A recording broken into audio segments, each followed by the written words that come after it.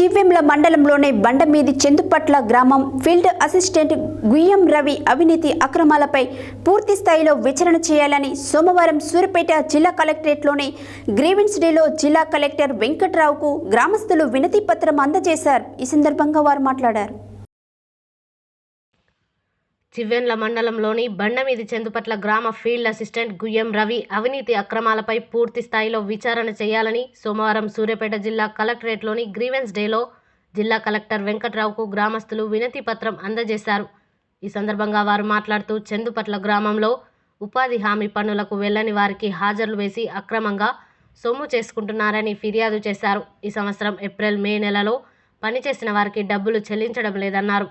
పనిచేసిన వారికి పే స్లిప్పులు ఇవ్వడం లేదని ఫీల్డ్ అసిస్టెంట్ రవిని అడిగితే నేను ఇవ్వను, మీరు ఏం చేస్తారో చేసుకోండి అని బెదిరిస్తున్నారని కలెక్టర్ దృష్టికి తీసుకొచ్చారు. 200 మందికి పైగా కూలీలు పని కావాలని దరఖాస్తు పెట్టినా ఏవో కారణాలు చూపెట్టి పని కల్పించకుండా చేస్తున్నారని ఫిర్యాదులో పేర్కొన్నారు.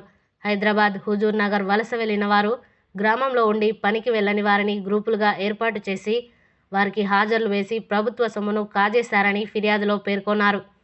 లేని వారికి హాజరులు వేయడంతో పనికి వెళ్లిన వారికి రోజు కూలీ 120 మాత్రమే వేసి మాకు అన్యాయం చేశారని తెలిపారు. ఇప్పుడు పని కల్పించమని అడిగితే ఎస్టిమేట్ లేదు, పని లేదని చెబుతున్నారని, గ్రామంలో లేని వారికి హాజరులు వేయడంతో ఇప్పుడు తమకు పని లేకుండా పోయిందని కలెక్టర్ ముందు తమ గోడును వెళ్లబోసుకున్నారు. రోజుకు సగటున 280 కూలీ ఇవ్వాలని గ్రామస్తులు కోరారు.